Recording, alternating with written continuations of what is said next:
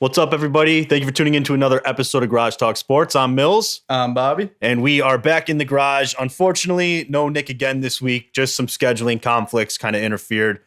So we are going to be rolling with the Mills and Bobby show for another week here. Another week. And it has been an exciting week. We're coming to you. Today is Friday, March 10th. Remember that date because a lot happened in the last couple days. And something major happened. Everything changes for the Bears. Everything changes for the Bears after today. We will dive into all of that later on, a little later in the show. This is hours after news break, so you're getting pretty much our immediate reaction. We're maybe 3 hours since this was all official.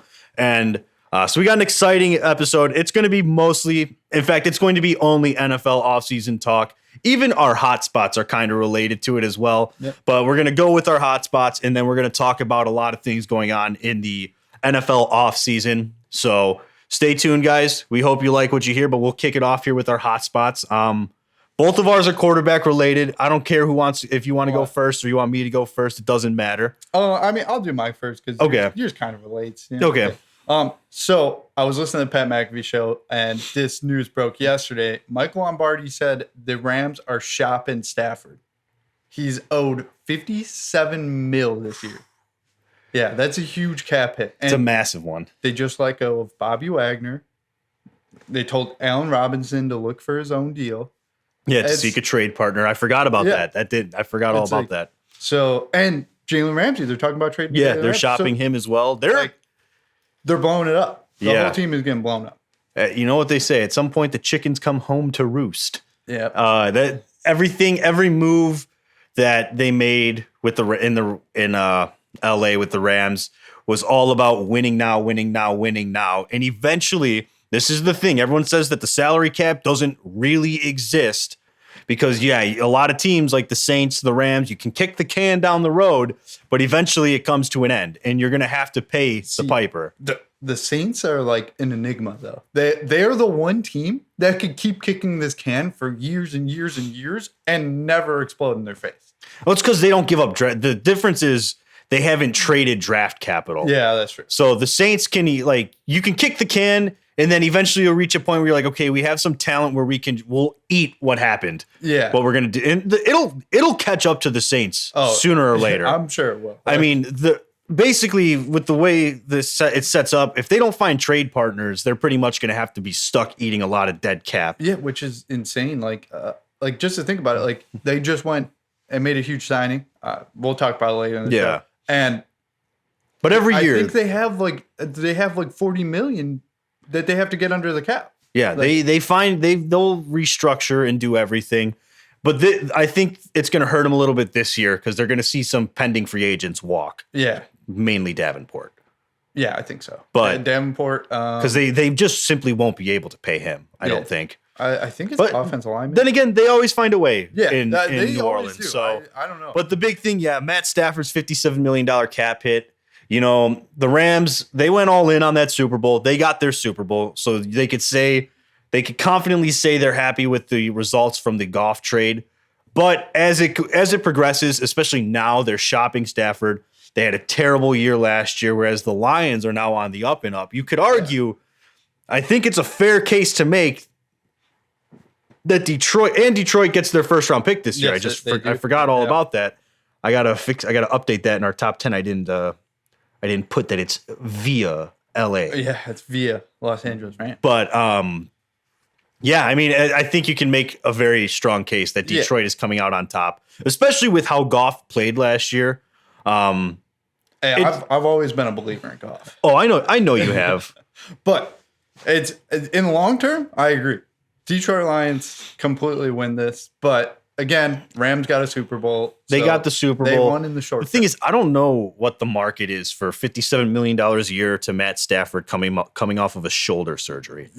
My guess is it's not high, and Stafford probably ends up starting or staying on the roster. I don't know what team will make that trade. I just don't. I feel like we're going to reach a point for at least I'm going to say like it's going to be a brief period, two 2-3 year max where there's not going to be many quarterback needy teams per se, because every team that's been historically quarterback needy is going to have their young guy that they believe in, at least for the next 4-ish years. Yeah. And then a lot of these veterans are going to still be hitting like their early 30s, right? So we're going to reach a point where there's not going to be many desperate quarterback teams, especially after this draft coming up. I think so. Because, I mean, there's going to be one or two. Yeah. Caleb Williams and Drake May. Those are like the only two that are like.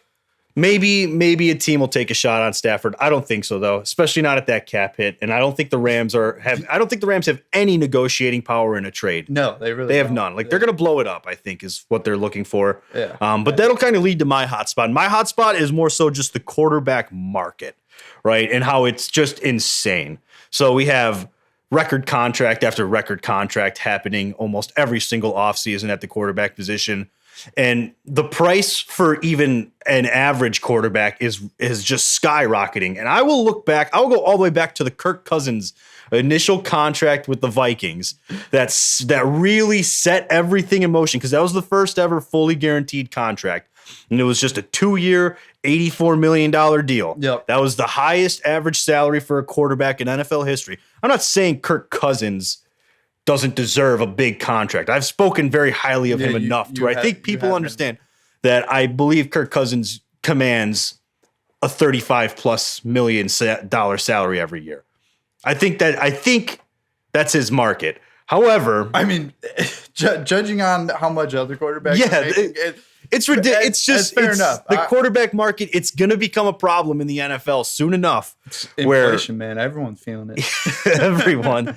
But eventually this is going to catch up and become a problem where teams, I think what will eventually happen is the quarterback price will reach such a ridiculous number that they lose their negotiating power. I think that it'll keep climbing until it reaches a point where teams are just like, we will not give you that much money. Yeah. A perfect example, I think, going on is with Lamar Jackson. We'll talk about that in a little bit. Yep. We want to get into some of the signings that have happened first. Yes. But it's gonna reach that point where teams have to put their foot down and go, no, I'm sorry.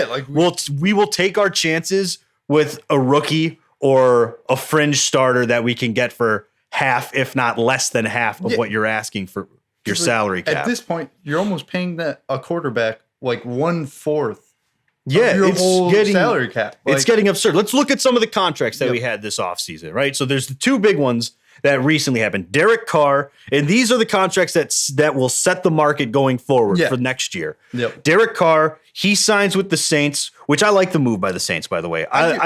The Saints were never in position for one of the young guys. They're a team that I think they believe they are competent quarterback play away from being a playoff contender, especially now that Brady's out of that division and we saw how bad the division was. So Derek Carr, I like the move, but he signs 4 years, $150 million, $100 million guaranteed. Which, good for him, man. Good for him. Raiders didn't want to pay him that $40 million. He went and got it back. He went and got his money. I've always spoken highly of Derek Carr. I like him. I don't like him at $150 million as a 33-year-old quarterback coming off of a so-so year. Yeah. He had a turnover problem this year. However, I'd like to think you can get him to get back to his more competent style of play. Yeah, I also want to think that it's kind of McDaniels that. Oh yeah, was. I can't stand McDaniel. He's robbed he's a fraud.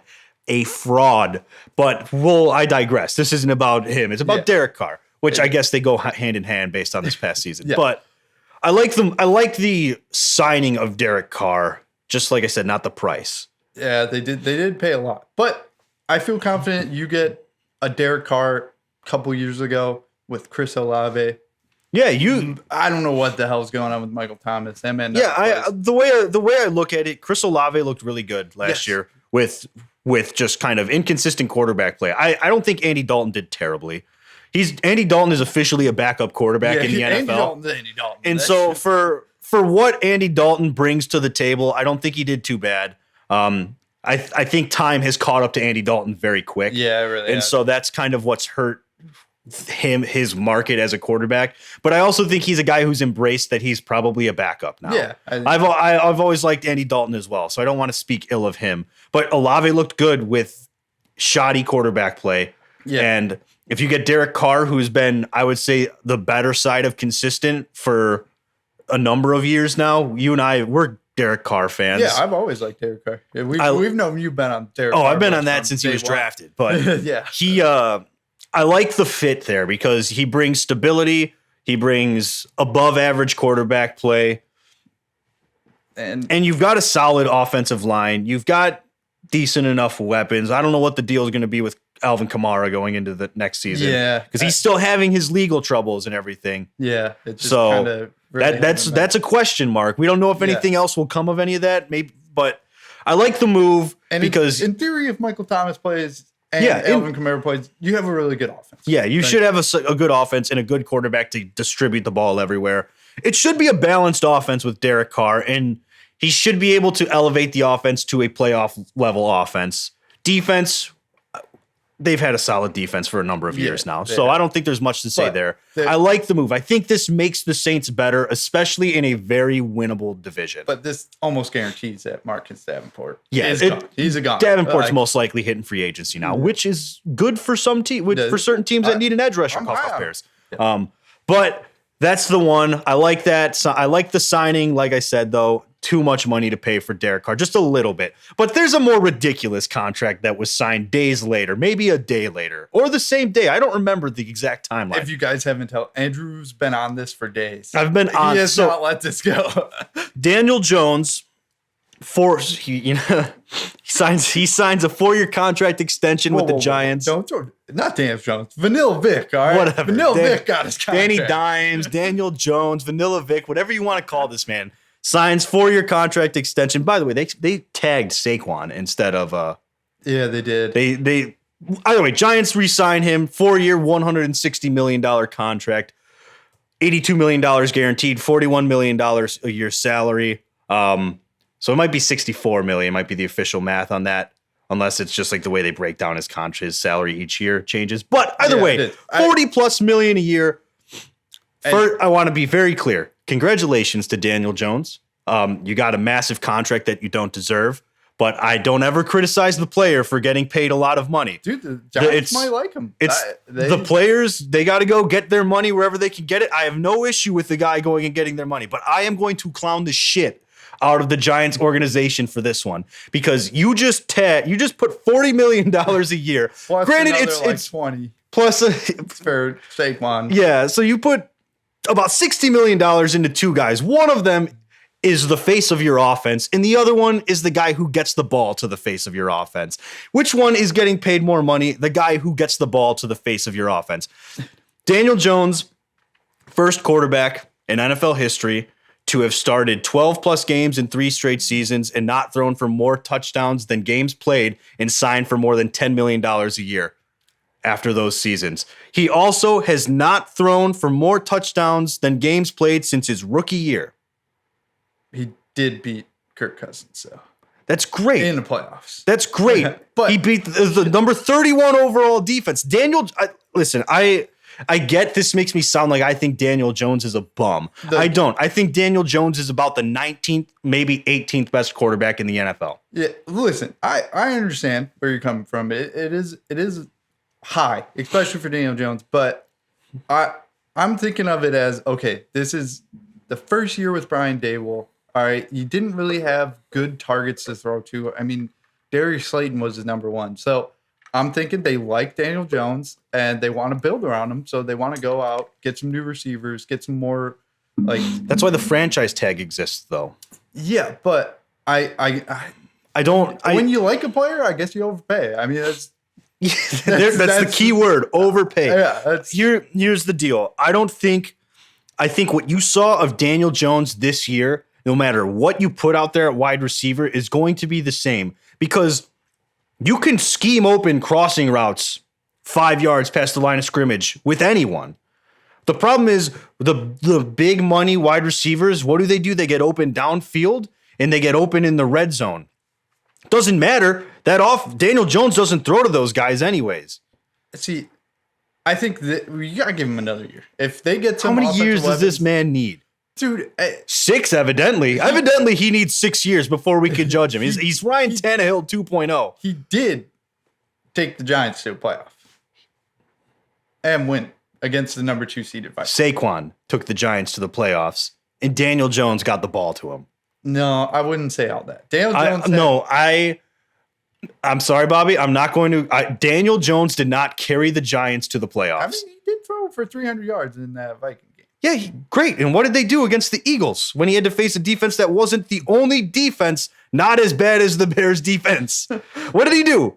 Was it 9 points? Was it even 9 points? I don't think so. I think it was a terrible game. Yeah, it was a bad game. But I mean, and I don't want to rip on Daniel Jones, even though I kind of am now, but that's what it's regressed to. You're really coming at him. My problem is just I don't agree with the thought process that he carried the Giants offense. I think you could have put a lot of other quarterbacks in that offense and the Giants would have done about the same, possibly even better.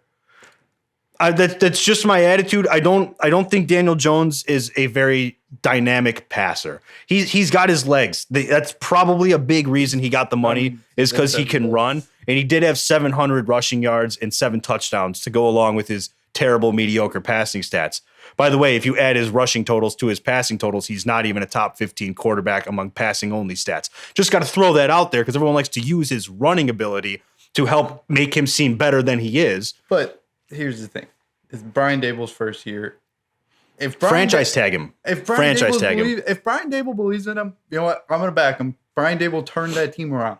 So yes, Brian Dable did. If Brian Dable behind believes in him, 15 touchdown passes from Daniel Jones. If Brian Dable believes in him, you know what? Fine. Yeah, I would like to think Brian Dable's pretty competent. I like how he wants his team, and I just think if you're the Giants, you should have franchise tagged him because that's why the franchise tag sucks for players. I get it, but it exists so that teams don't fall into this trap where a player has been on their team for multiple years and he has been the very definition of mediocre at best for every year, and then he's finally in a contract year, and his big year is 15 touchdown passes, 22 total touchdowns, just over 3,500 yards total passing and rushing. But, and we're I'm not done. I am not done. I am not done. Up on the stats part, like because the stats matter. That's what like. Do the stats not matter, Bob? It does matter, but at the end of the day, it's a 4-year deal where they can opt out after 2. So it's 80. That's great. Guaranteed. After 2 years, you could walk away. Here's the problem, though. Daniel Jones is getting $40 million a year. What does it get? What does this tell every other quarterback that's better than him? And there's a lot that are better than him. You should be able to get way more than Daniel Jones got. Hire his agent. That's what it tells you. Sure, yeah, it tells you that. But this just disrupts the whole. I don't like either of these contracts that we just talked about because this disrupts everything. There is. I'm going to say 17 better quarterbacks than Daniel Jones in the NFL. I'll be generous and put him right at 15 just to make it nice and even. There's 15 better quarterbacks than Daniel Jones in the NFL, and I'm going to say 13 that are better than Derek Carr. I think Derek Carr would be number 14 after this past season.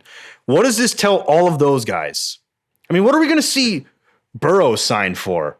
Herbert? Probably massive steal.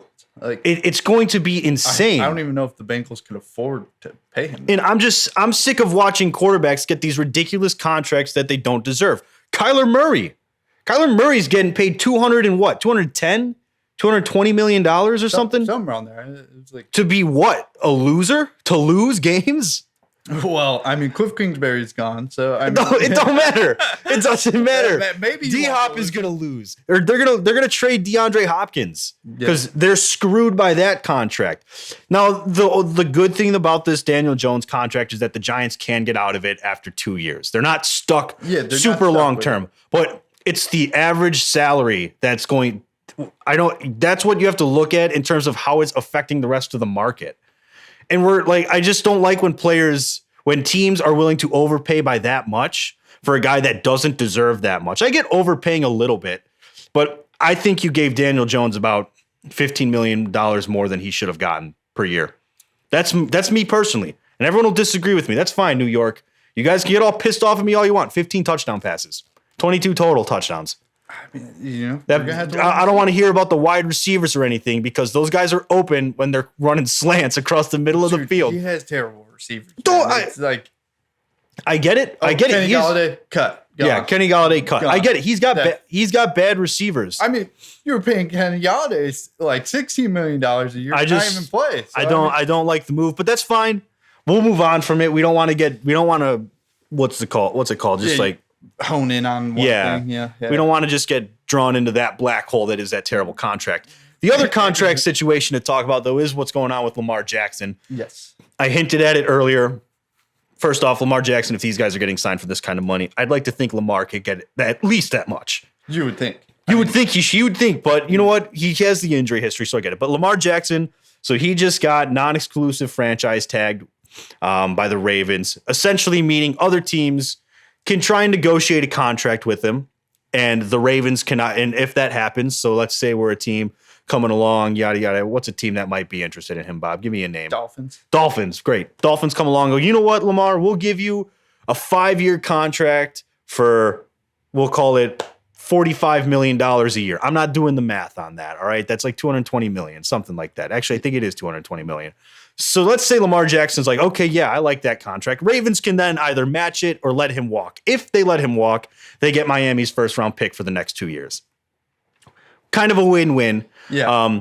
Here's the thing, though. No one's talking to Lamar Jackson. From what I've seen, no teams have reached out to him. His market is not as big as a lot of people thought. And if Nick were here, he would probably be pretty pissed. Yeah, we all know how highly he thinks of Lamar Jackson. Nick's favorite. This is he rides and dies with Lamar. But it's an interesting situation. I think the biggest role in this is injuries. I think so too. Especially a knee injury this year, a kind of mysterious knee injury. Yeah, and I mean he hasn't played. Like so it's like, is it going to be okay? Like is it going to affect his game? And we know a big part of his game is his mobility. Yeah, he's a solid He's a decent passing quarterback. I mean, he's good. He's good, not great. Like he's got solid. His deep ball is okay, but like Lamar Jackson, I think is a more than capable passing quarterback. Yeah, like the problem is, his running game is his biggest strength. Yeah. And if that is completely gone, it won't be completely gone, but if it's limited, now, how much do you want to sink into him? What if he can't take another step in his passing game and you're just stuck with a guy who's like a solid but not great quarterback? You don't want to tie in so much money to him. I would still give him Daniel Jones' contract even with the injuries. Yeah. But that's just me. That is very true. But if I was the Dolphins or like I'm trying to think of if I was the Dolphins or the Falcons. Falcons is a good one. Like jumping at this Tampa maybe. But I think Tampa's rolling with Kyle Trask. Yeah, also, I don't think they have a lot of cap too. You're right. They don't. So you're right. I forget about that. I'd feel like Dolphins and that would have the cap to go after him. Yeah. And you know what? I would try. I would try to offer him something, and hopefully it sticks. But also not having an agent or his mom. That's true. His mom being his agent. Yeah, he's represented by his mom, who I don't. I'd love to see how that all works, because if I know to be an official representative of an NFL player, like as an actual agent, you have to pass like their entry exam, and you have to meet all these requirements to take that exam. I'm curious if it's different for say you went to the NFL and you're like, Andrew, I want you to be my agent. I'm curious if in that case I don't have to, because you're technically unrepresented. Well, we know in 2K, all the 2Ks, your friend's your agent. It's true, but we know basketball. Well, that's a whole different ballgame. But either way, like the whole not being represented by an agent. No disrespect to Mrs. Jackson, but I don't think it's her name. I think it's something else. No offense to Miss Lamar Jackson's mom, but that is a thing that teams. I think that was a big reason the Roquan extension broke down with the Bears. Yeah, it just is. You need someone who's like really in all of that. I think you hear my phone. Was that your phone? I think my phone just vibrated. Yeah, it did. That's all good though. I thought that was a car, honestly. Yeah, that was well. It's no big deal. I wonder if it shake the camera a little bit. But not having an agent plays a factor. It really does. It does. But Lamar Jackson's good, and I think he's like. Do you think he'll hold out if he doesn't get anything? I don't know, man. I think he's doesn't want to play for the Ravens. So yeah, I think all of this is really sour. And seeing how their GM was acting and like how what's his face, Rashad Bateman had to call him out. Yeah, I don't know. Maybe it might be a toxic environment over there in Baltimore. And their training staff got an F. Yeah, like training facilities. So maybe he wants out. So maybe thing is, if he wants out, teams got to start reaching out because apparently no one is. Yeah. Like you got Miami is the big one I can think of. The Jets, but the Jets might go after Aaron Rodgers for all we know. But there's the Jets.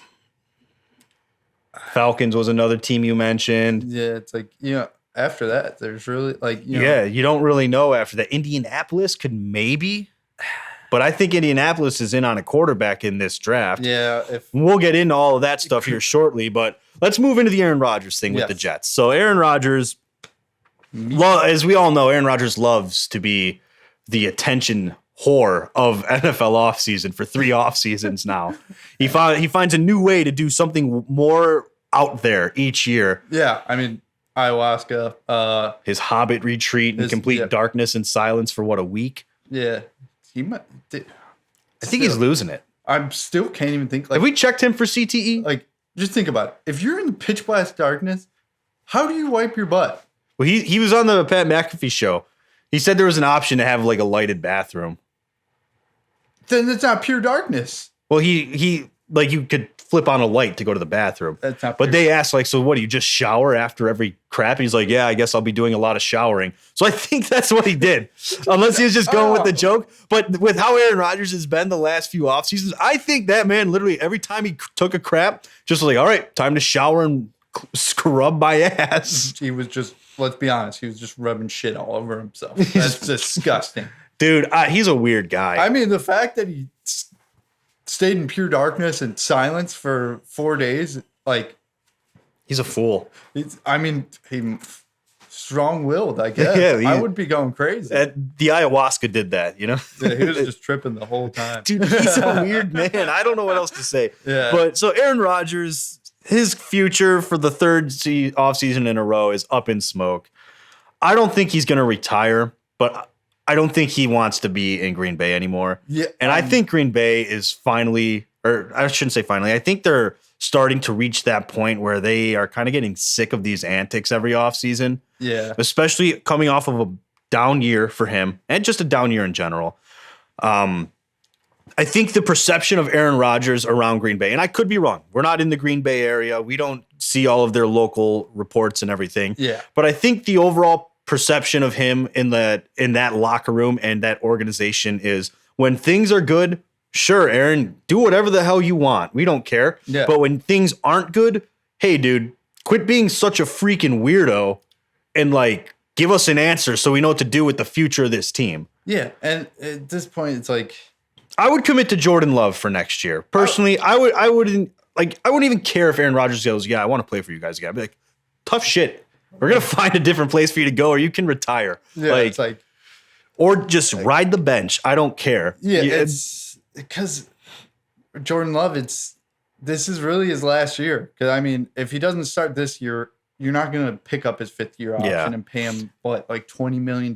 Yeah, I actually feel bad for Jordan Love. Yeah, he did really get screwed. And he said there was a report and a rumor going around that if the Packers committed to Aaron Rodgers for next year, he was going to tell the Packers to trade him, which I think is fair. I mean, yeah. Problem is anyone really going to trade for you? You're such an unknown. Now I thought he looked pretty solid in the time he played this past season.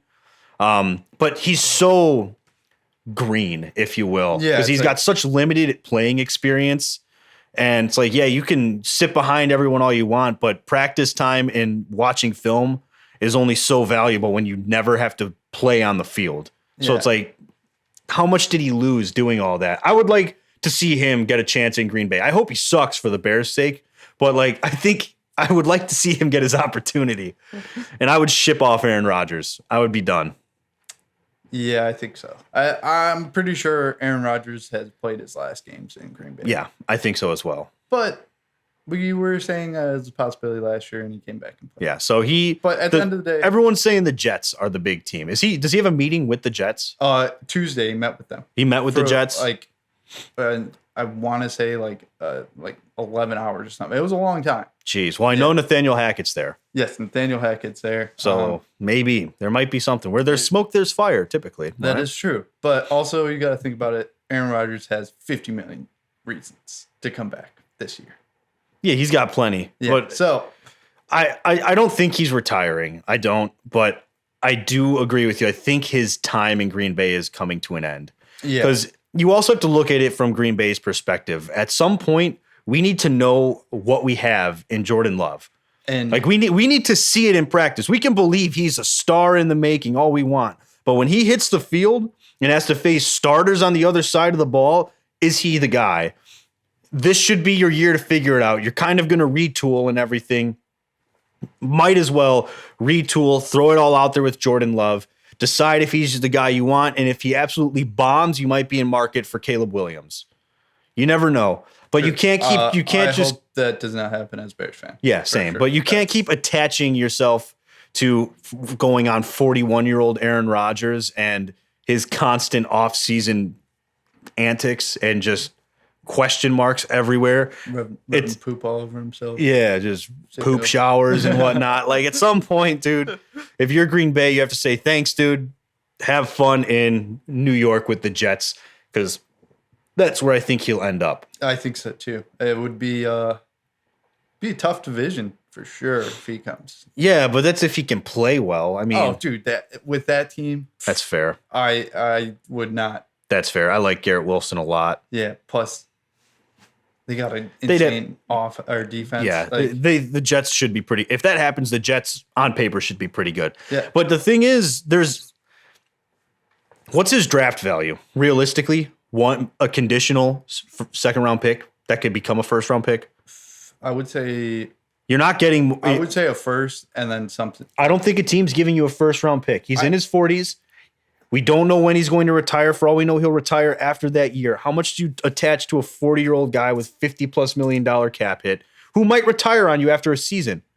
I don't know. I think you get first. I think the realistic market for Aaron Rodgers is a second round pick, but it's conditional. So if his performance or the team ends up making the playoffs, then it becomes a first round pick. I think that's the highest you would be able to get, and maybe like a mid round pick. Because you have to take his contract, which is massive. And if he retires early, you're going to be stuck with a cap penalty. I don't think his market's as big as it is. I don't know. I think you could possibly get a first round pick, but I think the more likely and more realistic is the conditional second. You're certainly not getting more than, if you get a first round pick, that's all you're getting. Like it's going to be, we'll give you our first round pick, but I don't think many teams are willing to offer that unless you are the Jets and you believe that you can pull off kind of like a Rams thing with Stafford. We just need to go get our veteran quarterback who can elevate us. I think Stafford went for 2 first rounders. Yeah. Well, And Jared Goff. Difference is Stafford's younger. No offseason headaches. For all we expected, Stafford was going to play a number of years still, and he still is going to probably. I don't know. I would just retire if I was him personally. But there was more stability in getting Stafford, whereas there's not as much because you're going to go all in for a rental player. Aaron Rodgers will be a rental player at this point in his career, and how he seems like he wants to retire every other week. You're not getting a long-term quarterback solution. Which really sucked for Green Bay because last year was that was his highest trade value you would ever have had. Yeah. You could have probably got multiple first round picks. Yeah. Now you're looking at, you're going to get MVP. one draft pick for Aaron Rodgers, wherever it ends up. That's what you would get though. One, maybe 2, but one of them would be a pretty low value pick. But also your team, your salary cap is kind of screwed and you're losing so many veterans. Allen Lazard's going. You have a lot of holes to fill. And it's your defense isn't getting better. You got a lot of Amos. You're losing Adrian Amos. You got a lot that you have to address over there in Green Bay. So I would be moving on from Rodgers, clear up his cap space at least, so you could try and be a little more aggressive at free agency. Give Jordan Love his chance. Maybe you can get a draft pick or two in return for Aaron Rodgers. But speaking of draft picks, this is what we hinted at the top of the show. Yes. The blockbuster trade. For those who have been listening with us every week, we have been talking for a while about the Bears getting the first overall pick, possible teams to target in a trade. Well, today it happened. Yes, it did. The Bears officially traded the first overall pick to the Carolina Panthers. The Bears give up the first overall pick and nothing else. Carolina gets the first overall pick from the Bears, and in return, the Bears get the 9th overall pick in this year's draft, the 61st overall pick in this year's draft, the Panthers' first-round pick in next year's draft, and the Panthers' second-round pick in the 2025 draft. So 2 drafts from now. Who? And the icing, the cherry on top, whatever you want to call it, DJ Moore. Yes. Stud, true number 1 wide receiver, over 5,000 receiving yards in 5 seasons in the NFL. Legitimate talent. Yes. Absolutely elevates your receiving core. And this was huge. We've been talking about all these possibilities. I know we threw it out there on the show when the Bears first officially got that first overall pick that they should look at Carolina and get DJ Moore in return. That didn't get a lot of traction early in the offseason because everyone thought DJ Moore was untouchable. Yeah, no. Because here's your thought process. If you're going to trade up to 1, it's for a quarterback. Yeah. Why would you give up your best receiving threat that will help your young rookie quarterback? Everyone kind of thought it wasn't going to happen. The Panthers even said Brian Burns and DJ Moore were untouchable. Yeah, they did. Clearly, things change. But also, you got to think about it. They want to go up to 1 and get their guy. Yeah, they're willing to do anything to get it. You know? Yeah, you got to get your guy. Ryan Poles mentioned right after the combine. He said basically what he knew he could get for the first overall pick. He knew he can get swapping picks in this year's draft, a first in 2024, a first in 2025, and I think a second in one of those 2 years as well. Yes. So that was the alleged offer that was on the table. I believe that a team was offering that. I don't know what team, but I do believe he could have gotten that. I think he wanted DJ Moore. Yeah. And he dropped that at the combine. So then Carolina could kind of panic. And I think this was kind of, after hearing that, they kind of panicked, and this was what they gave up because they wanted that first overall pick. Yeah. And I also saw something that the Bears and Ryan Poles were never going to entertain dropping all the way back to 9 unless DJ Moore was in the trade. Which is fair. He was a must-have. And this is where you have to evaluate. Is DJ Moore worth one of those extra picks you were going to get? 100%. 100%. We say it all the time on the show. Nick especially says it all the time on the show. Proven talent, especially if it's young, 25 going on 26. DJ Moore, proven talent beats unproven potential every time. Yeah, it does. I will take a consistent 1,000+ yard receiver who can get me 5+ touchdowns every year over a wide receiver in this draft that will hopefully accomplish that. Yeah. But you don't know if he will. I like the move a lot. I like it a lot. I like it a lot too. And it finally seems like, you know what? Fields is our guy. We're getting him weapons. This is our year that we're going to go in on Fields and we're going to see what he could do with this. You're giving Fields every opportunity. Here's the thing, though. Free agency still has to happen. I expect the Bears are going to go after a tackle in free agency. I don't think they're going to sign a ton. I think their offensive line isn't that bad. It's not terrible. I would be looking tackle and maybe a guard. I would like to move Cody Whitehair back to center, ideally. Yeah, Tim or Lucas Patrick is injury prone. It's like, you know what I mean? Like, didn't work out. Yeah, it didn't work out. But whatever. I would like to move Whitehair back to center. I think that's where he's at his best. Tevin Jenkins, I think, has established himself as the right guard for that offense. Braxton Jones, all rookie team at left tackle. I think the Bears are going to keep him at left tackle. Yeah, I think you got to. And I think they're going to go Mike McGlinchey, probably is going to be their big offseason free agent at the offensive line because he's a right tackle. Yeah. Braxton Jones had a good year at left tackle. You might as well develop him. He was a rookie who looked pretty solid. And then get yourself a guard who can go where you had, or you can keep that Schofield guy. Yeah, I mean, he wasn't bad, but You can keep him, put him at guard. I wouldn't. I would try to get a guard, or you draft someone. yeah, they could. Either way, you really only have to. The tackle's the big one. I think your interior O line is good enough to where you don't need to be aggressive with it, but you got to go get another tackle. Yeah, you need to get like a all-star on that line that is going to just lock it down for you. Yeah, lock it down on his side, and it will just insane because the running game was already good. I just think you need to get it like all-star, and the pass blocking would be much better. Exactly. So they do that. I think it's going to be solid on offense. And then I don't need anything else. And then I think it's going to be a heavy defense draft, and the rest of the offseason is going to be defense heavy, and so will the draft for the Bears, because that's theoretically all of the holes can be filled with one more free agent signing on offense, at least the ones that absolutely needed to be filled. Like theoretically, you go and get that tackle, you should have a good enough offensive line to elevate your passing game and make your running game even better. League's best rushing offense, by the way. It was. So you should, with one signing, be able to address the final like big need on offense. And then, you can find some filler pieces in the draft or some, second wave free agents that can play interior O-line. But then defense is going to be your focus in the rest of free agency and the draft, because that's where they have the most holes to fill. The entire defensive line needs to be addressed. Yes, everything. They're going to, I think they're drafting an edge rusher unless Jalen Carter falls to 9, which I would be happy for the Bears' sake. I would be upset because I don't think he should fall to 9. Yeah, so it'd be a bittersweet. I think it would be kind of unfair for him to fall to 9. But if it happens and the Bears get him, I'm ecstatic about it. Yeah, no, that would be. But off-season free agency is going. You got to go get linebackers. You need to get a starting linebacker. You need to go and get yourself some edge guys, another interior guy. Your secondary's in pretty good shape. Yeah, I would. You're gonna have to re-sign Jalen Johnson.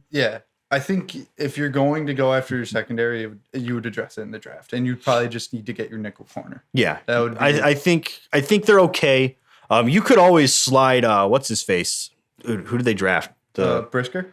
No, not Brisker. Not Kyler Brisker. Gordon. You could always slide him to the nickel, because I believe he played primarily the nickel corner spot in college. I think so. So you could do that, but I thought he showed a lot of promise on the other side. Him and Brisker were. Yeah, him and Brisker were Brisker was, I think, a step up for sure. But I like what you have on your secondary. Eddie Jackson seems to have refound his game, or his game has kind of come back a little bit. So I like that. But linebacker, your front 4 needs to be, front 7 needs to be like seriously addressed. That is true. You need to go and get a linebacker or two. One major starter. I like to see Jack Sanborn come back and get an opportunity as the like starter. See what he can do for you. I thought he had a good showing as a rookie. It was a very good showing. Wish I could say something like that about their front 4. What's the word on Duran Payne? Did he get franchise tagged? He got franchise tagged. Damn it. So we saw that one coming. He was my wish list, but I knew he got tagged like the next day. Marcus Davenport. Marcus Davenport would be huge. That's who I want. A name I'm going to throw out there, and we talked about it inside the house with my dad, is Khalil Mack. Has he been cut? I don't think he's been cut. I don't think so. But he will. I think he's most likely going to be a cap casualty. If he is, and the Bears can bring him in on a team friendly deal, just to be another guy at the edge, I would like that too. You're not paying him to be a double-digit sack guy, but you're paying him to be a guy who chews a lot of blocks, helps your young guys. If you put him across from Davenport, rotating in with some younger guys, you could have a pretty solid pass rush on the edge there, assuming you get Davenport. Yeah.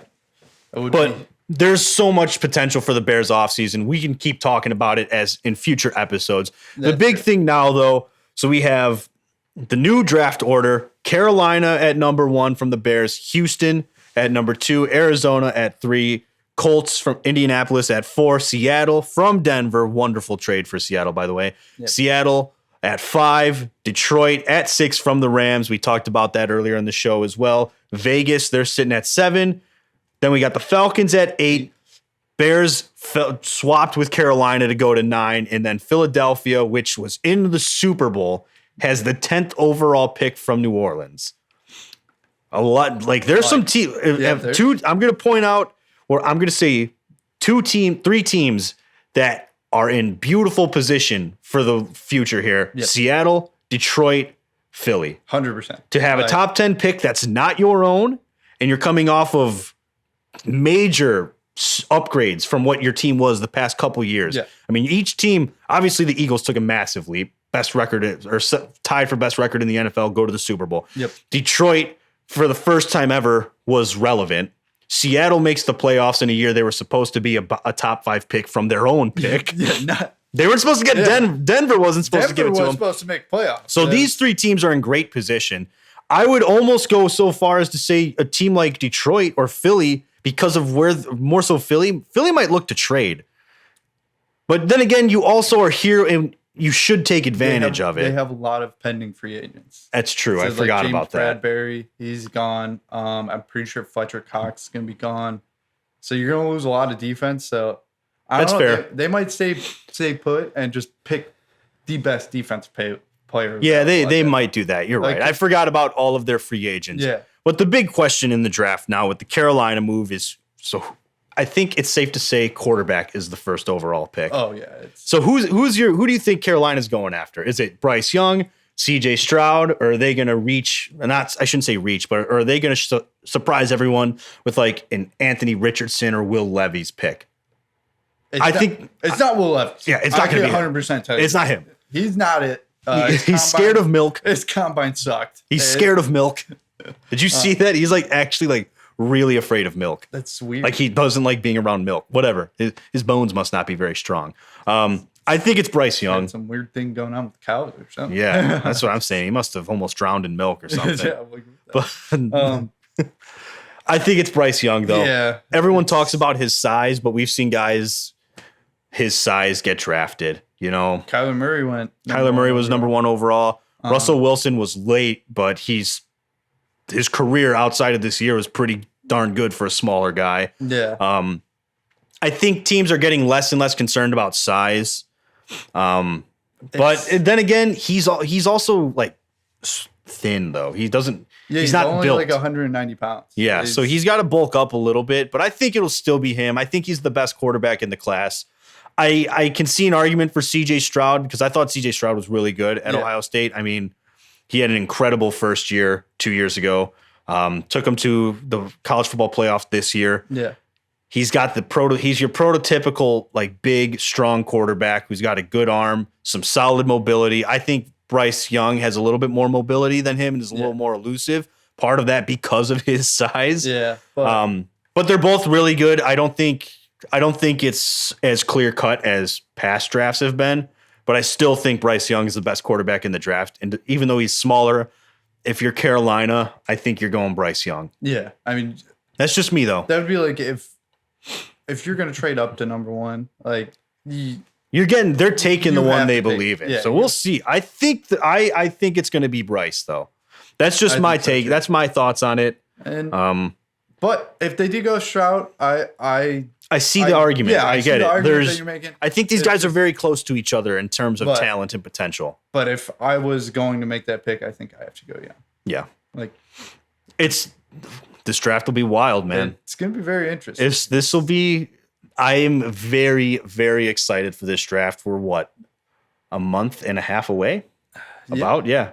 Well, a little bit closer. 26. It's the 10th. It's 46 days away. I guess so. 46, 47. Yeah, we're getting close. We're getting close. It's a little over a month away. It's going to be very interesting. I'm excited for it. We will obviously live stream it. I'm pretty sure I'll be able to make that happen this year. Request stuff. What? Request stuff. What? Request stuff. Yeah, I'll be sure to get that covered. And I do have to buy you the food you want. So oh yeah, I forgot about that. I have to get you the food you want, so we'll do that as well. But it'll be exciting, and we'll keep filling everyone in with kind of NFL offseason updates every week. Yep. But I think that's as good a place as any. Again, no Nick's question of the week without him being here. That's his thing. We can't take it from him. Yeah. So that'll wrap it up for us, though, guys. If you like what you heard, please keep tuning in. Share us with friends or family that you think might be interested in what we have to say. If there's anything you'd like to hear us talk about, shoot us a message on any of our social media. We will be bringing back the Garage Talk mailbag, though. That is something we're going to start up as we start kind of getting more downtime in sporting news, although we do have March Madness kicking up. It's However, next week. we do want to start doing the mailbag. So we'll keep an eye on our social media. We'll start posting about that as well. Submit any questions you have, anything you want to hear us talk about. But as always, guys, thanks for tuning in. We hope you like what you heard, and we'll talk to you next week. See ya.